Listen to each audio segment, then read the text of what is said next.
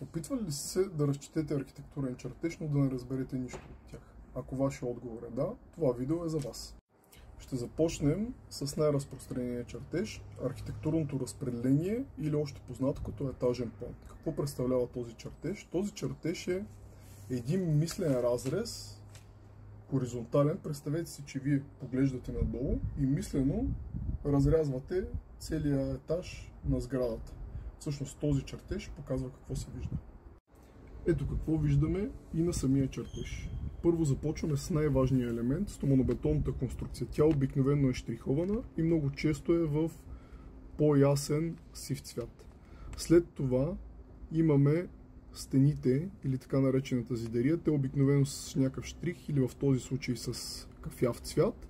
И около зидарията и стоманобетонната конструкция с ето този штрих забелязваме топлоизолацията и различните обшивки на стената. Следващия елемент, който е по важност, това са дограмите.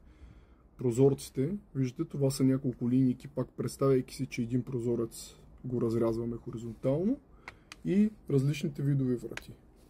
Имаме стълбите, те се показват в изглед като стъпала и след тази стрелка се показва посоката им на качване.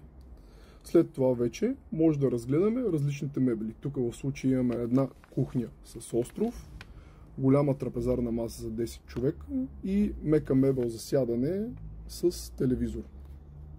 След тях следват те наречените помощни графични елементи. Това са осите. В хоризонтална посока те са означени с цифри 1, 2, 3, а във вертикална с букви А, Б и В. Като доста често имаме знак за север, обикновено чертежите са ориентирани с севера нагоре. И последният елемент, но не по важност, са те наречените коти. Това са размерни линии, които показват различните размери, откъде до къде започват. Разбира се, тук има още много детайли, но това беше накратко. Надявам се следващия път, когато гледате архитектурно разпределение, този път да разберете какво има на него.